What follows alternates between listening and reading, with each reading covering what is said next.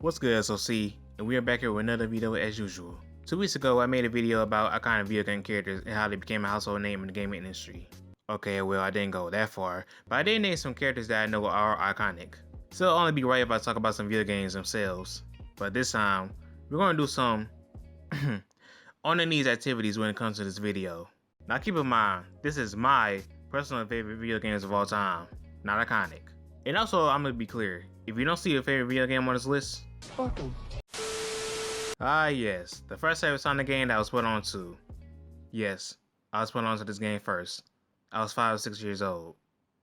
Don't judge, nigga.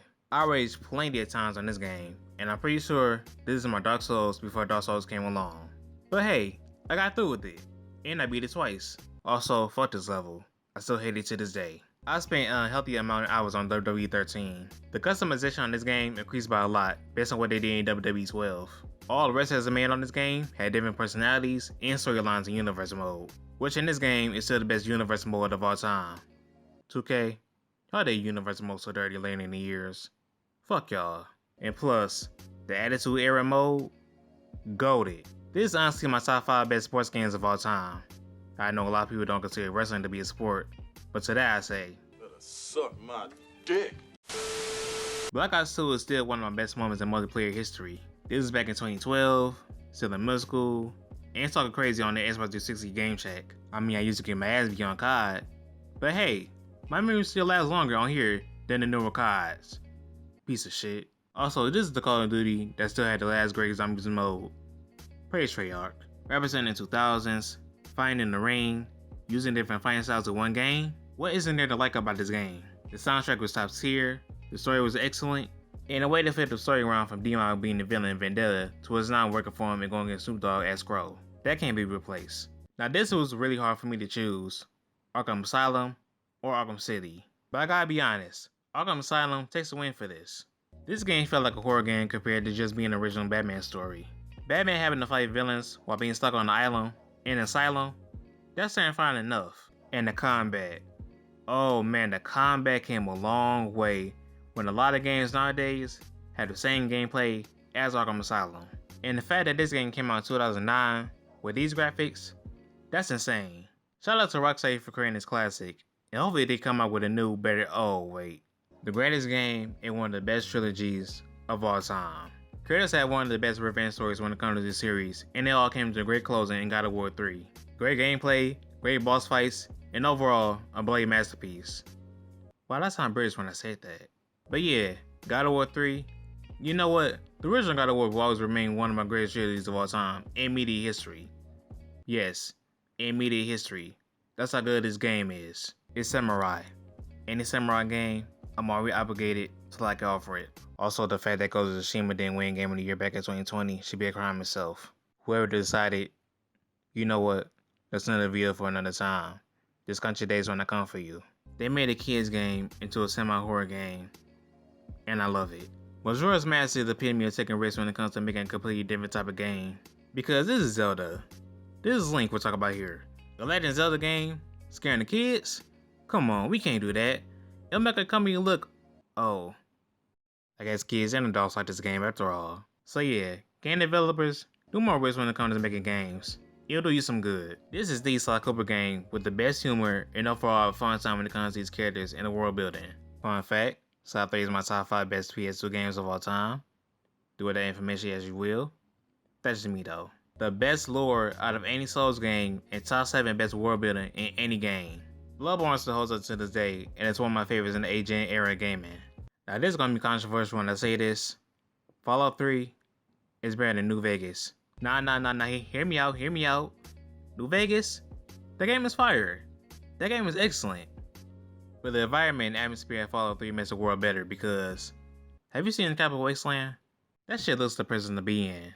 And I like both games, but Fallout 3 made the game look how it's supposed to look and feel overall. Now with a new Fallout BF 3, well, knowing gamers nowadays, probably not. But hey, if it's great, I'll like it. I always knew what the Yakuza games were before I played Zero, but I never played any of them. So when Zero came along, I decided to try it out myself. And now we're here. Top 10 spot. Now I will sit up here and explain why this game is in the top 10 spot, but all I'm gonna say is, if you want to see madness ensues, just play this game, enjoy the journey of Kiryu and Majima. The first ever Witcher game that I came across, and yes, I did do a recap before ever playing this game back in 2016. The Witcher 3 is the open world game that I would expect game developers to follow. CD Projekt Red did the formula right by making the world be alive and add a great story to it. Hopefully in the near future we get Witcher 4, but knowing CD Projekt Red, get ready to see some more Cyberpunk on the way. You know what I'm saying? Big V out here. This was my first ever Persona game that I ever played, but I was already caught up when I learned about Persona 3 and 4 back in 2015. And then as soon as I found out Persona 5 was coming out in 2017, I was locked in and ready for my first Persona experience.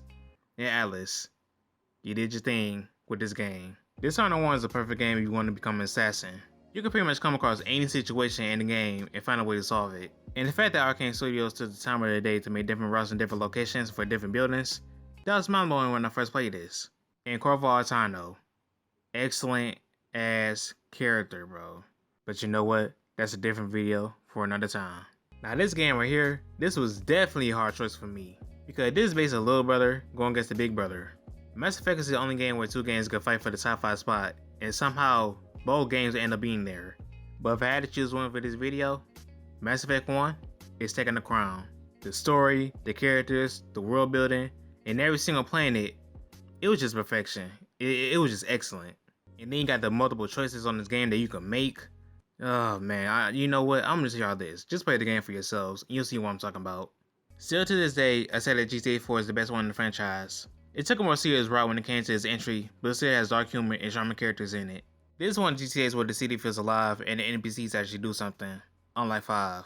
But I like that Rockstar went with the more serious tone this time instead of going the same tone in every GTA game.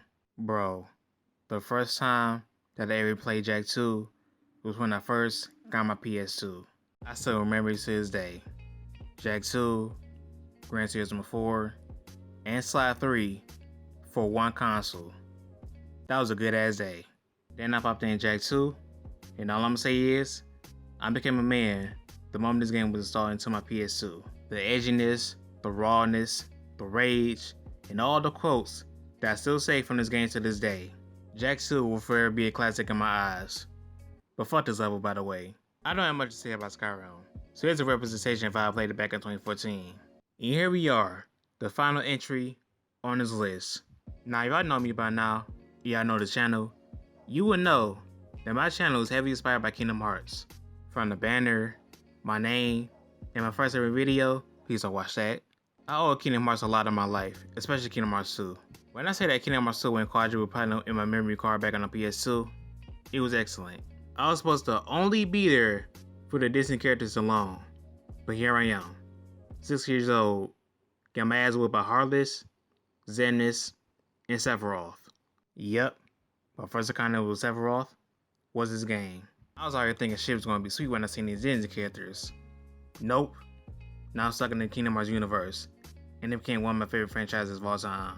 Thank you Square Enix, thank you Disney, for letting me get my ass whipped at 6 years old. I blame y'all for this. And those are my top 20 personal favorite video games of all time. Some of you might look at this list and say, what the fuck are these games? But today I say, make your own list. You'll be alright. But you know what? Since you reached the end of the video, go on like and subscribe for me. Helps me out. Helps the channel out. It even helps Sora out. But you know, that's it. The video's over. Bucky boy!